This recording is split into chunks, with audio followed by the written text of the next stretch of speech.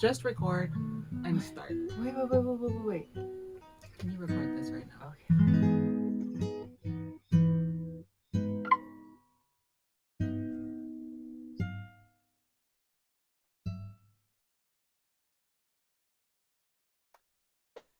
You ready? Yeah, I'm ready. Oh, okay. So today we wanted to talk about the 17th Amendment. That is, do you talk to the senators, the U.S. senators, about that at all? I didn't just talk to the U.S. senators about it. I talked, like to the U.S. Senate candidates Yeah. about it, but I also Yeah. talked to the gubernatorial candidates too, Oh, because and the state legislative. representatives. Yeah, because like it's a really important. I mean, why would they act independently of Yeah. each other? Well, so let's get to the the genealogy of the 17th Amendment. So this Okay. is a question that comes up with U.S. senators a lot. So what is the 17th Amendment? So let's just go there really quick and I'll just read it. So 17th Amendment was ratified in 1913 during Wilson's administration. I just always have to bring that up because I just do not like him as a president. But I think you were saying that this was something that came from the states, so it wasn't something that started in Congress. It came from the states. So, okay, 17th Amendment. It says, the Senate of the United States shall be composed of 2 senators from each state, elected by the people thereof, for 6 years, and each senator shall have 1 vote. The electors in each state shall have the qualifications requisite for electors of the most numerous branch of the state legislatures. So can you say that in English? So, the Senate of the United States will be made up of 2 senators from each state. So we have 50 states. Each state has 2 senators. So U.S. senators, not US state senators. Sorry. Yes, U.S. senators. What's the difference between the two? So a U.S. senator represents the entire state, while your state senator represents a Senate district within the state. Yeah. Yeah. So and that's something to really just make a mental note of just noticing the difference between if somebody says U.S. congressman, U.S. senator, U.S. House rep, they're talking about elected officials on the federal level. So those people will be representing us in D.C. versus state. So state Senate, state House representatives, those legislators are representing us in our states, in your own respective state. So your own Senate district. Yes.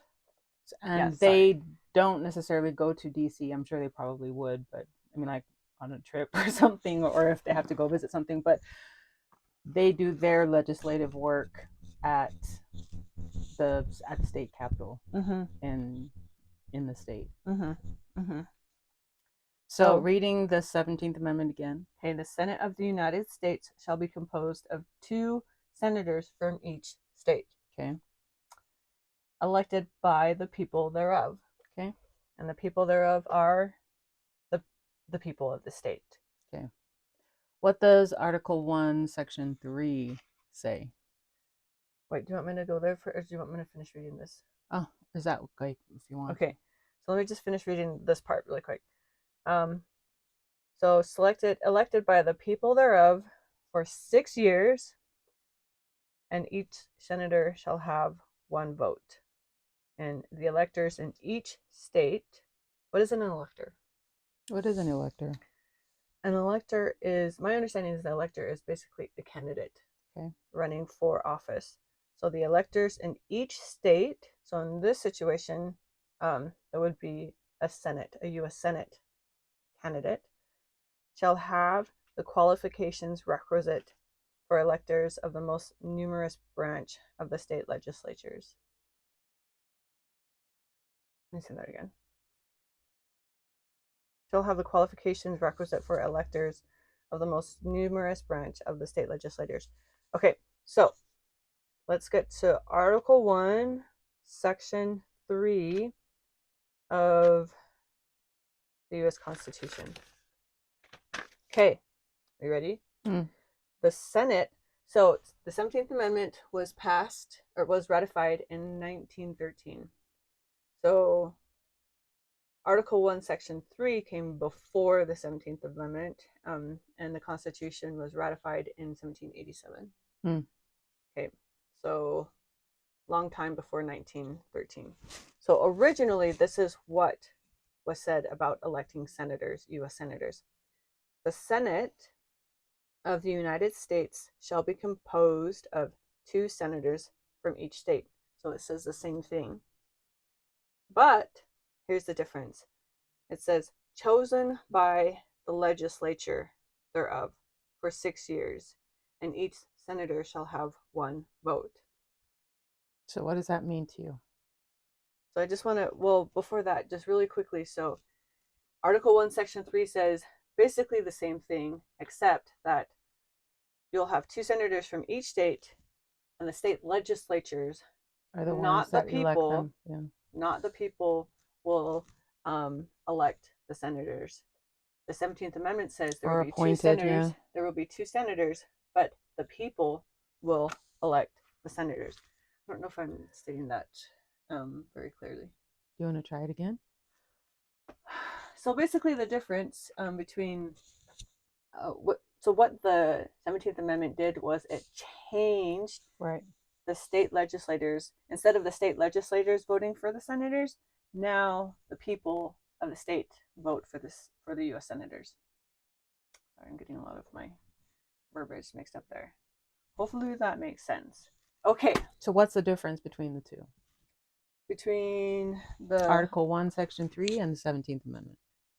So 17th Amendment gave the people the right to vote for the U.S. senators instead of our state legislatures. Is there a problem with that? I think that there is. What is it? What are some of the problems? So, well, and this is an interesting, I was thinking about this over the past day.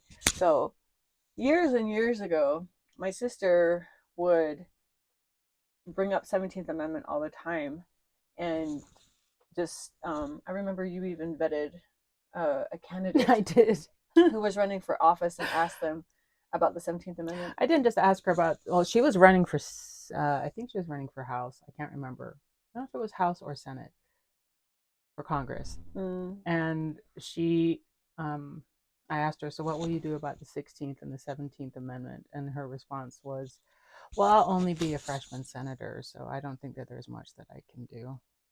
And I was like, well, I can't vote for you then, because Senator Mike Lee, who was also a freshman senator, was doing a lot at that time. He was doing a lot of good for our state and for our country. And she was just saying, yeah, I think I'll just be a freshman senator. And I said, and I told her to her face, I said, I cannot vote for you then, because you think you have to wait until you have an opportunity to do good. I'm sorry. I told her I wasn't going to be voting for her to her face, and I think she dropped out. But I think I remember that she didn't really understand the 17th Amendment either. So, years and years ago, my sister has always been staunch about repealing the 17th Amendment. So repealing, taking it back. Yeah. And one thing that I learned about amendments, you can't just in order to repeal an amendment of our Constitution, you have to repeal it. You can't just, like, if you repeal it, it doesn't take it off the books. It becomes an amendment in and of itself.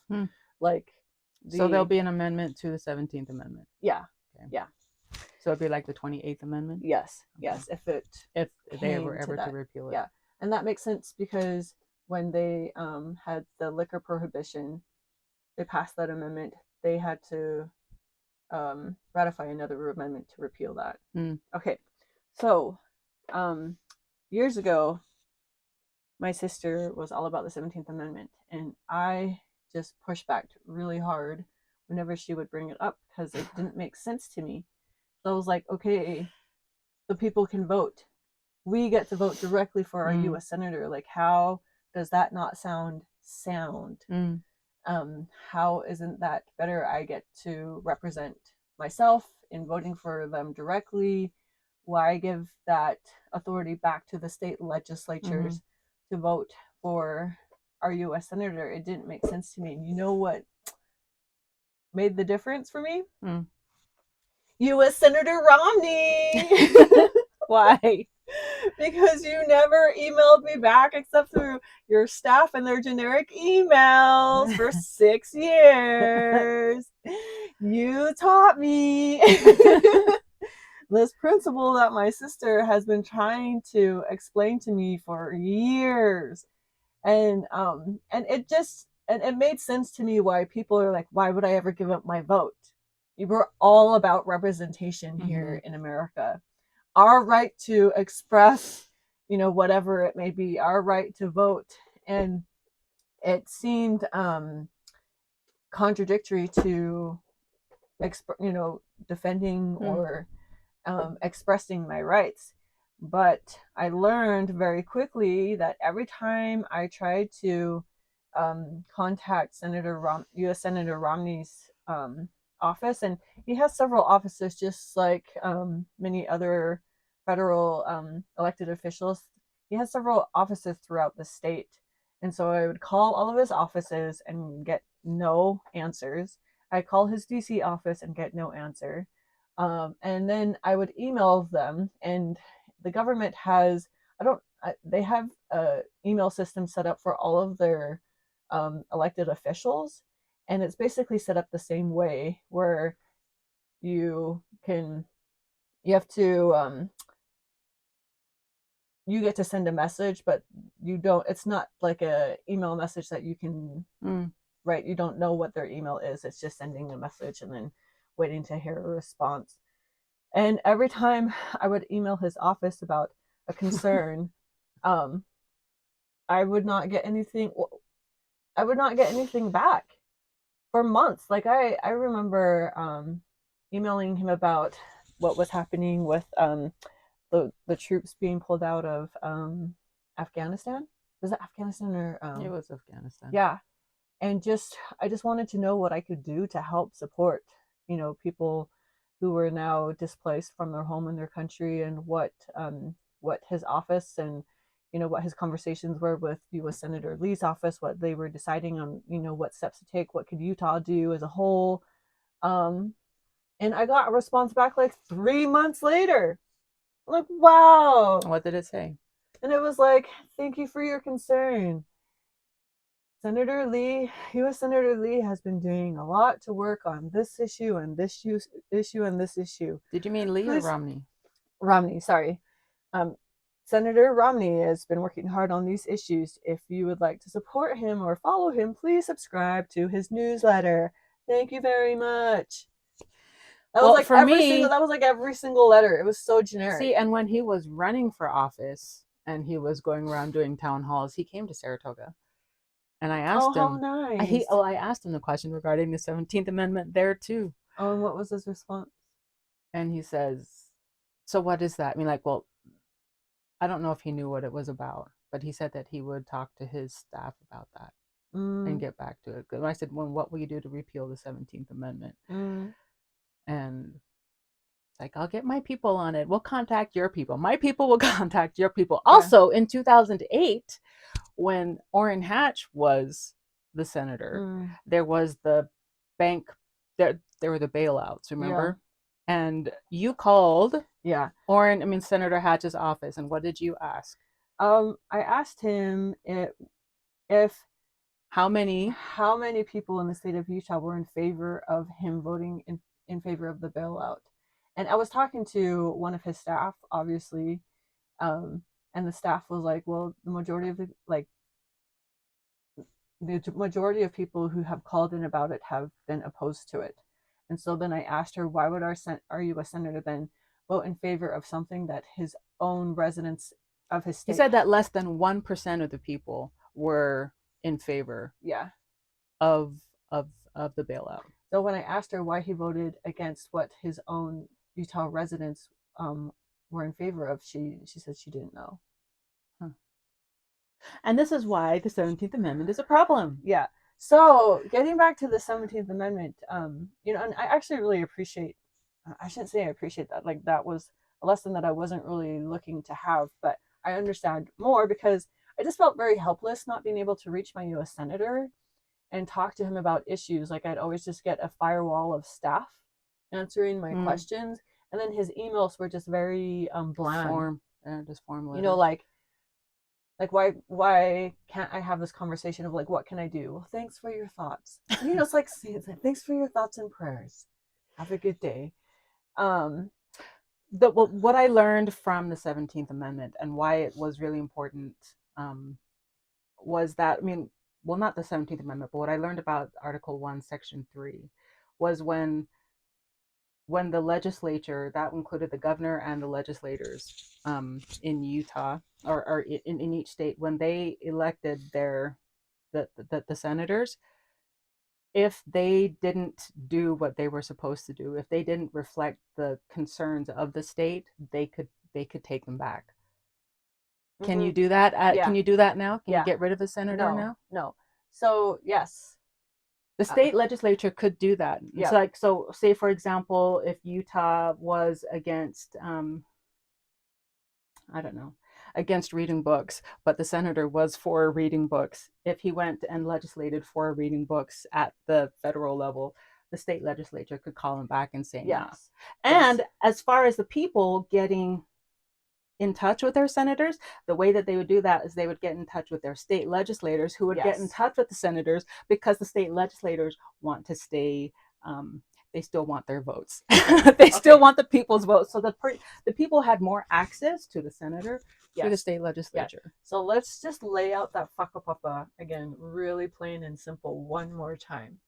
So Article 1, Section 3 says that the state legislators would elect a U.S. senator.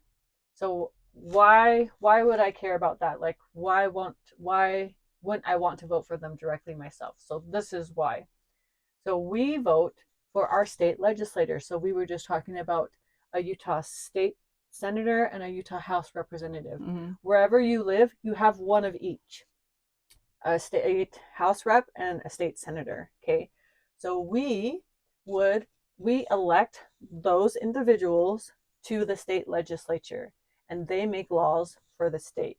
Okay, now Article 1, Section 3 says those people who are in the state legislature would then vote for the U.S. senator. So they vote for the senator, and they vote on behalf of the people, us, who just voted them in. And if they don't vote for the U.S. senator that we want, then we vote them out.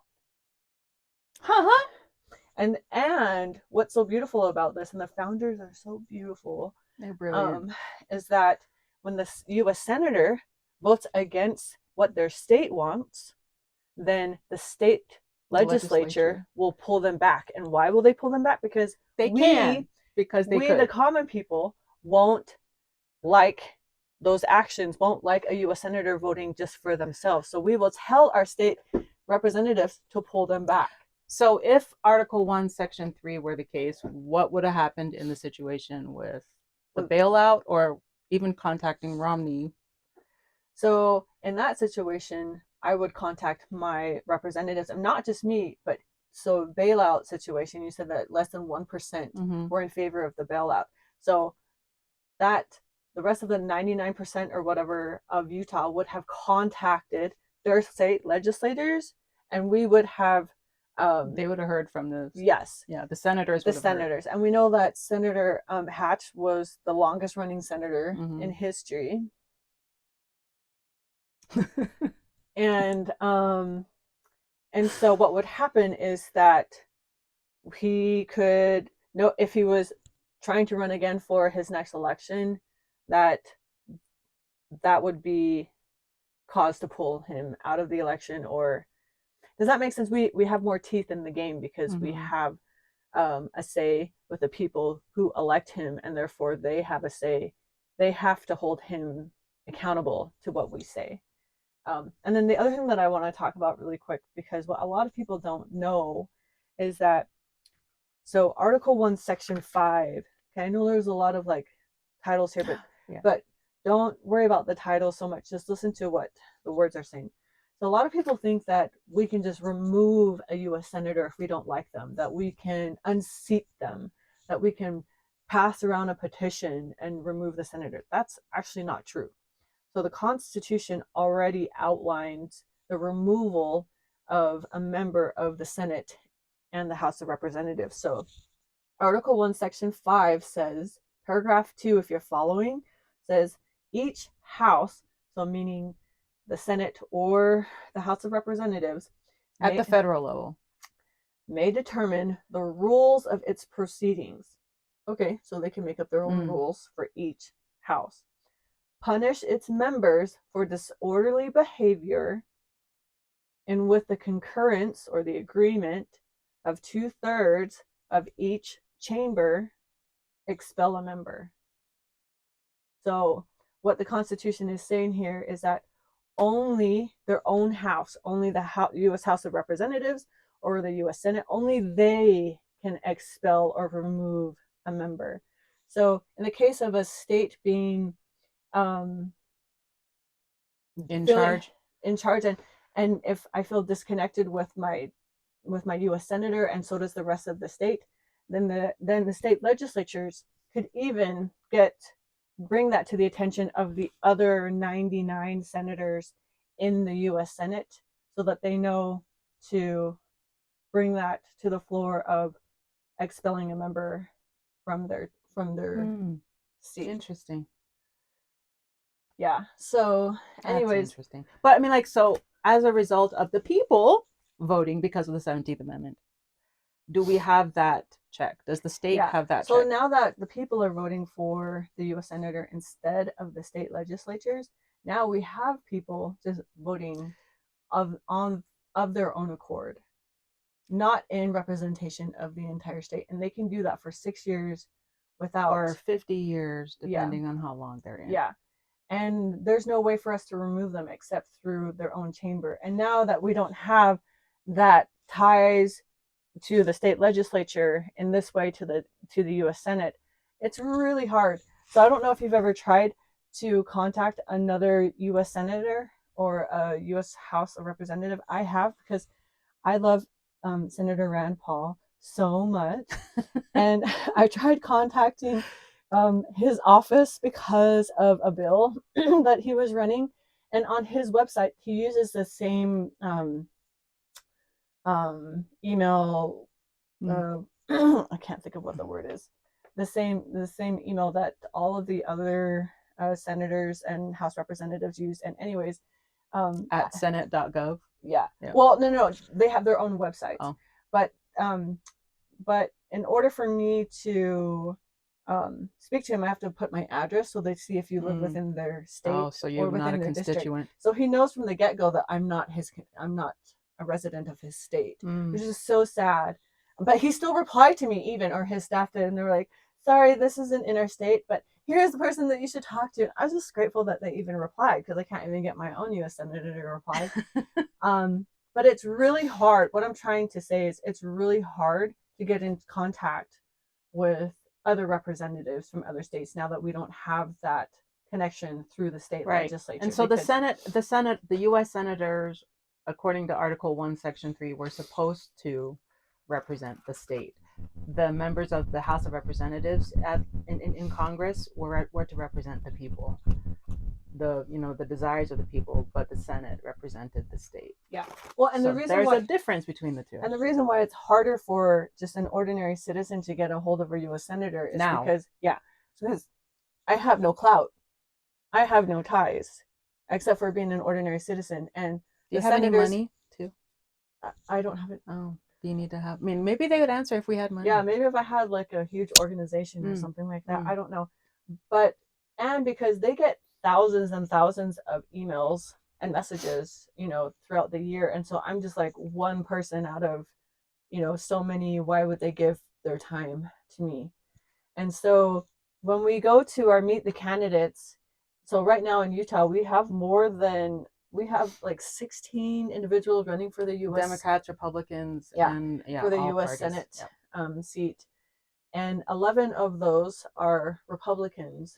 And I just keep asking each candidate, What are they going to do? What efforts are they going to take and make to repeal the 17th Amendment? Because I don't want another Romney who's going to just send me these generic emails or have his staff just answer me for the next 6 years. I don't want you to go to Mount Olympus and do whatever you want to do and make your own decisions without being beholden to the states. I hate that. And I know that that's a really big ask to try and rally the other 99 senators to propose an amendment to repeal the 17th Amendment. But I don't think Americans, and now that I understand, like, we want to have that leverage because right now the senators can do whatever they want after elected, and because the Constitution protects them, only their own chamber can expel them, can remove them.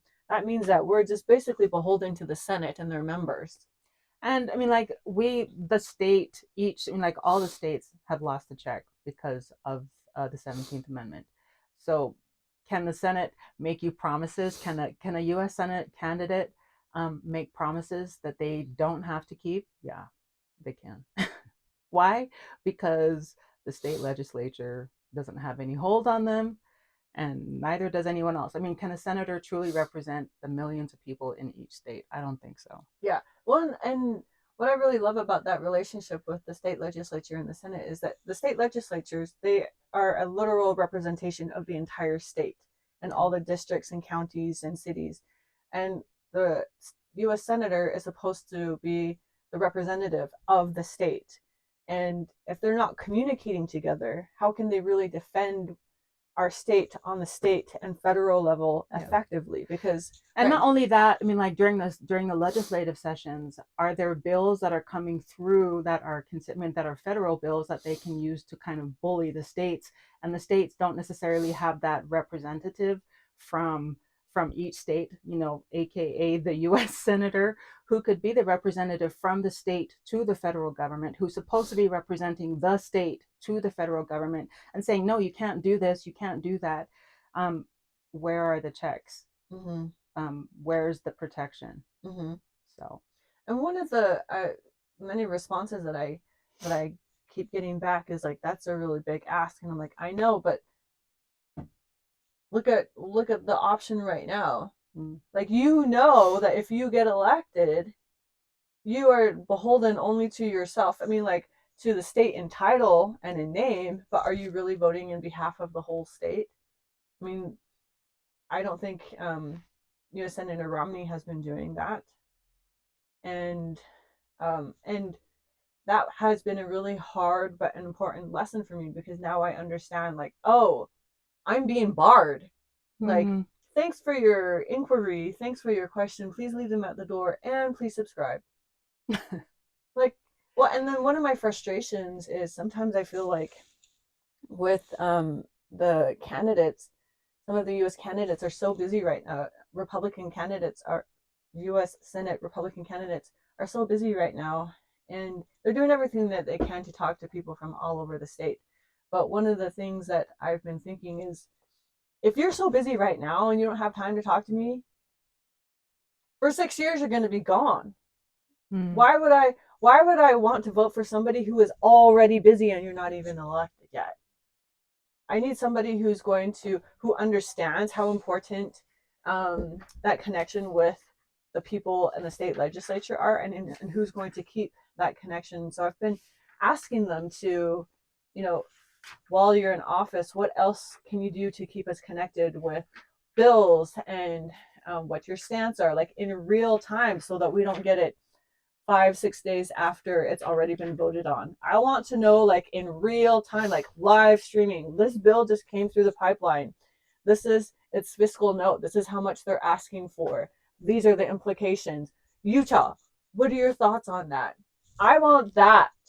I don't want to hear later on that some choices and actions were taken without us being considered in the conversation. I want to be a part of the conversation. I'm not sending you to make choices for me. I'm sending you to represent me. That's different. Yeah. And that's interesting because Congress, I mean, like, congressmen are elected by the people. there needed to be a separation between the election by the people and the ones by the state legislature. Those are going to be representing the state, and those will be representing the people. But because the U.S. Senate is now elected by the people, it's just Congress 2.0. It's not really a, like, are they really, could they really be U.S. senators representing each state? Mm, Mm, I don't know. It's just another 100 people for Congress. yeah. So just a lot of stuff to think about. But I really appreciate that you didn't give up on the 17th I Amendment. still haven't given up. Yeah. Well, but also just like even on me, because it just did not make sense in my head. Like, why would I want to give up my vote and give it to the state legislature? Like, I already like kind of not really trust them. Yeah. You know, why would I put trust in politicians to vote for another politician that doesn't seem sound?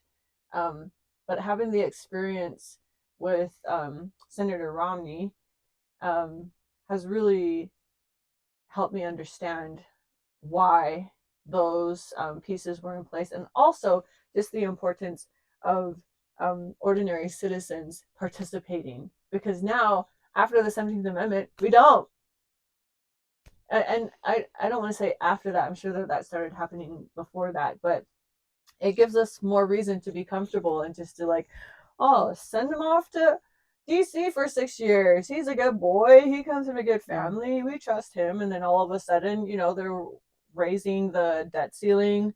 They are voting on bills that they didn't even read. Like, what is going on? And this way, just it keeps the ordinary citizen on our toes too. Like, we have to participate, and we have to keep our eyes on the pitch and on the field to make sure that there are no fouls happening, and if they are, to raise that flag. And wait for the form letter. Yeah. Yeah. So anyways, I'm just really grateful for my experience and understanding of that now, because I don't want to be left for 6 years in the dark. I'm not just a I can't. Well, yeah. I just. So I mean, like, so now for me, some of the questions that I have asked my state legislators, including governors, is the 17th Amendment has lost us a check. What are you doing to keep in touch or to stay in touch with our U.S. senators to make sure that? I mean, I want to to normalize Article 1, Section 3 conversations in our question asking again, because it's still important that states be represented well to the government, because it is not we are not the United States, the United States of America, the federal government. We are states, we're individual states who are commonly uniting together, and I want to make that clear, that we are an independent state, we are a sovereign state. Yes. And we need to maintain that sovereignty. Yep. Cool. I hope that was. If you don't understand it, ask us questions. I did my best. Sorry. Okay. Did you want to read that thing in here? Which one? The one that you were looking at before. This one right here. Oh yeah. You can read it. So, in our study of the U.S. Constitution, we have a couple books that we pull from. You want to hold that one up? Yeah, so this one, here, you hold that one up. We're laughing because I had to put I know, because back. I had her put it back up. Put it back just so that I could pull it out. Yeah. So I'm going to just show you some of the books that I'm glad that they just happen to be right here. So, okay, you go first with this one. I love this book. I really love this book. It's called The Making of America by Cleon Skousen, and it talks about the Constitution in such great depth. It's such a great resource book. Yeah. And what I really love about it is that I'm a very slow reader, and I have a synonym app, an etymology app, and then the Webster's 1828 dictionary on my phone, because I have to stop and look up words, and the words are big and hard all the time. But what I love about Skousen is that his writing is very plain and simple, and I'm very plain and simple minded, and so I just love that. And I don't know if that was his intent when he wrote this, to just to connect the principles and genealogy of the founding fathers with ordinary citizens who this must have been like a huge work of love, honestly. So we're grateful to him and just this taonga that he's given to all of us. And then we also with the studying the Constitution, U.S. Constitution, we often pull from the Federalist Papers and then the Anti-Federalist Papers. And put that one in. I don't know if the camera came. And I like both of these. Actually, what I've noticed about the Anti-Federalist Papers is that like everything that they had concerns of are happening right now. Say Hamilton. Say okay. So I wonder if they're like up in heaven just like rolling their eyeballs. Was I wrong? Was I wrong? But so the Federalist Papers were essays by Hamilton J. and Madison. And then the Anti-Federalists were Patrick Henry. I'm so sorry, I forgot the other ones. But the Federalist Papers were in support of the U.S. Constitution, and they were essays sent out to ordinary citizens to persuade them. Yeah, it was said that to vote in favor. The farmer could read. They were persuading Americans to vote in favor of the U.S. Constitution to ratify it, and the Anti-Federalists were in opposition to the U.S. Constitution. And anyways, I love both of these. They're really hard for me to read. Yeah, they are really hard books. I have to read these real slow. It took me like over a decade. But the common person could read it back then in the 1700s. Yeah. What's that saying about us and our education right now? Totally different story right now. But we're just talking about the 17th. But anyways, these are really helpful in our study of the U.S. Constitution because it's the genealogy. It tells you the stories. And really, that's what I really love about history and why I think I love the U.S. Constitution because. But this book has like just the tiny quotes of what's in that book. Yeah, just has so like little excerpts of what's in that book. So the reason why I brought this up is because she's going to read something from this, but we often just go back to the Federalists will split up the arguments against the U.S. Constitution and then also arguments in favor of the U.S. Constitution and just break down the conversations that happened at CONCON, at the Constitutional Convention, but also throughout history because, again, the genealogy, the founders bring up the genealogy from all the civilizations of the world of like, this is why these pieces in our government matter because the Romans failed here, the Greeks failed here, the Persians failed here, the like whatever failed. And America's the baby. I'm grateful for their homework because seriously. I don't have the brains to do that. Really though. Really grateful for them. And we might be Azula-ing, mainly my sister might be, if you watched Avatar: The Last Airbender, it's like we just get really intense about this. We are just going to just calm it down. It is so cool. It is very cool. But there's, oh my gosh, where's my glasses? So what difference would it make if they were selected by popular election? I mean, like even Cleon Skousen wrote about it in there. He even asked the question, but it was answered by some of the members in the Constitutional Convention. Someone said the opposed elections by the people in districts as not likely to produce such fit men as elections by the state legislature. So the state legislature would have elected fit people. Likely to have that now? Not so much by the people. Well, and that makes sense, wow. right? Oh my gosh, that's so sad when you think about that. Well, because they would probably have more insights into what these people have been doing. Yes. You know, and what laws that they have been in favor of, what policies, what code, what statutes that they, like all of that stuff. And it just keeps everybody, I mean, the more that I think about it, it's a little bit depressing because just think about like all the discussions that we were high just a minute ago. Why are we coming all of a sudden down? Gosh. Okay. Popular election of senators not as likely to produce such fit men. Yeah, that's as the state legislature could probably have helped with. Well, and if we're not electing such fit men, then what are we electing? The popular vote. Oh, that was very kind. All right. 17th Amendment. Bye. Let's repeal 17th Amendment. Okay, wait. Really quickly. No, I want to shift and talk about questions because we're coming up on state convention. on April 27th. So I want to talk about questions and different types of questions. And this is something that we have talked about. We've only had like 5 podcasts. I was going to say talk about a lot, but there's only like 5. Anyways, and I just want to talk about like why do I'm trying to figure out how to invite ordinary citizens to invite or to ask questions, and to ask questions that have meaning to you, that have whakapapa, that have that genealogy back to the soil, back to principle.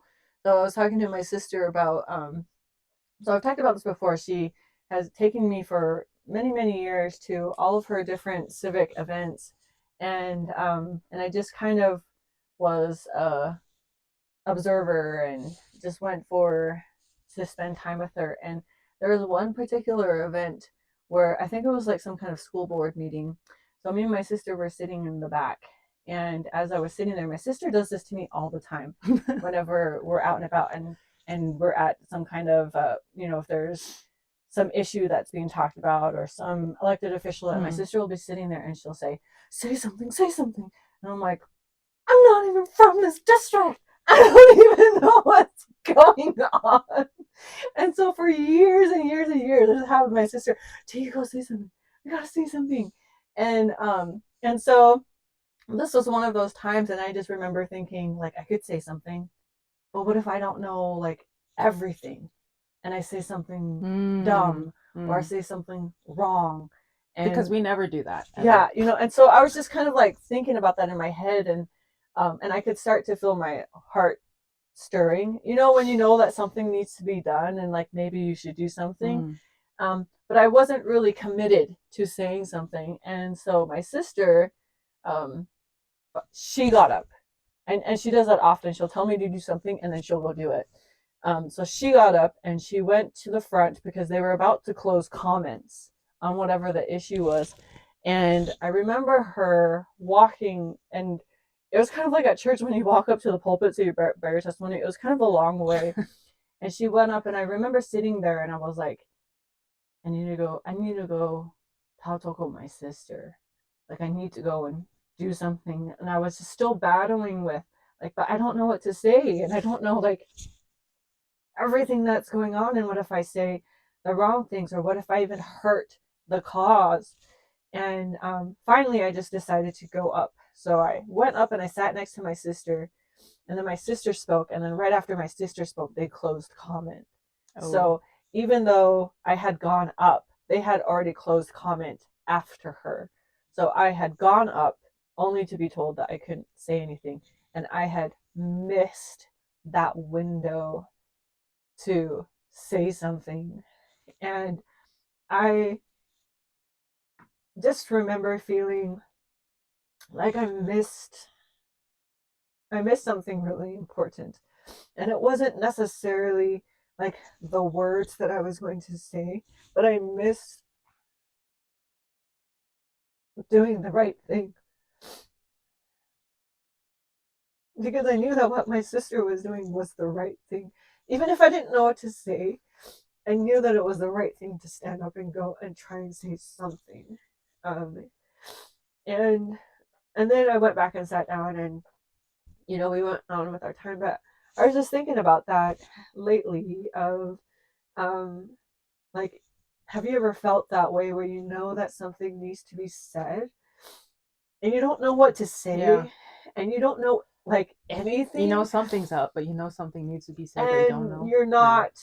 You're not well versed. You're not like, you don't go to things like this, and you don't speak out in public like in like these arenas. And I was just talking to my sister about that, because I was like, I want to talk about that, because even though I missed that window to speak, there was something really powerful about just walking up there and making that choice to go and say something. And that was like, I was exercising a muscle that I didn't know that I wanted to grow then. And my sister had been showing me how to do it for years. My mom has been showing me how to do it for all my life. And now it was like, oh, okay, I could do it too.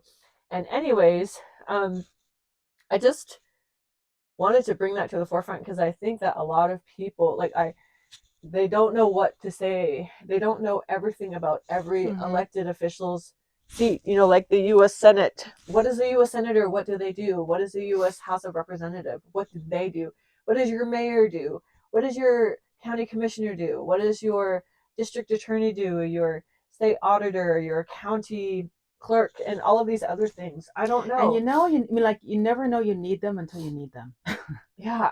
Well, and we've often just talked about like, you know, like you speak up at the state legislature all the time during committee, but you often are like, what if I don't know what to say, but I'm going to say something. You know, we often talk about like, even if we don't know what to say, can we still point back to the soil? Can we still point back to principle? You know, sometimes it sounds so like like terrible. Yeah. It sounds terrible. Yeah. Yeah, I had one of those moments. So what kinds of questions, well, and maybe that was just the thought, was just like to invite people to question. And questions, asking questions is a muscle to exercise. Not only that, but I find that like when you go to state legislature, when you listen to the things that are being discussed, and when you listen to the comments that people are giving, the public comments that are given, you find yourself feeling something. There is no doubt that you'll find something there, and you're like, oh, I do have a feeling about this. I do have a thought about this. It may not be said well, but it does still need to be said. I'm gonna switch right off. You're wearing a t-shirt. Oh, Can you explain Ngai Tuhoi and why that matters? I know.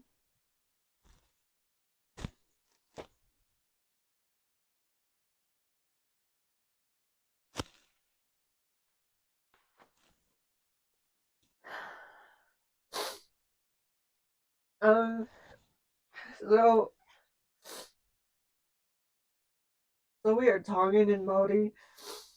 Wow, my voice sounds like a boy. I'm so sorry. And on our Māori side, we come from 3 different iwi from 3 different tribes. And my Tuhoi, so we come from Ngatiranginui, from Tauranga Moana. We come from Tainui, and from my Tuhoi.